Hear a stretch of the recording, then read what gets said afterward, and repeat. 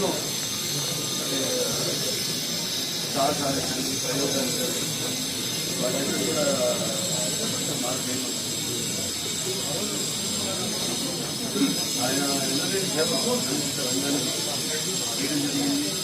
ఆయన మొదటి కౌబల్ సినిమా అయితే కాకపోతే మొదటి సినిమా అయితే లేకపోతే మొదటి సినిమా సినిమా ఇవన్నీ కూడా ఆయన ఏ టెక్నిక్ వచ్చినా మొదట్లో మన తెలుగు చలచిత్ర రంగానికి ప్రవేశించి అలాగే ఒక నటుడిగా ఒక దర్శకుడిగా ఒక నిర్మాతగా కూడా పద్మాలయ స్టూడియోస్ స్థాపించి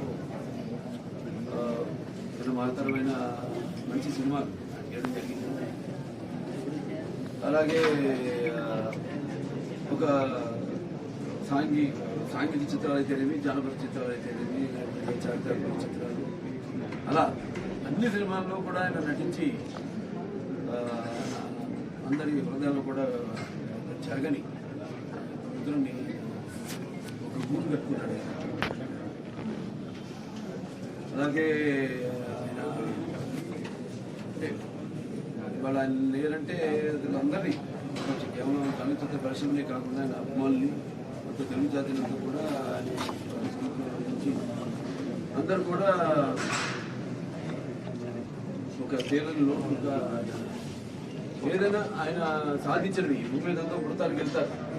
మనిషి విద్యా పథకంలో నడవాలంటే అత్యున్నత శిఖరాలకు ఎదగాలంటే సత్సంకల్పం కావాలి.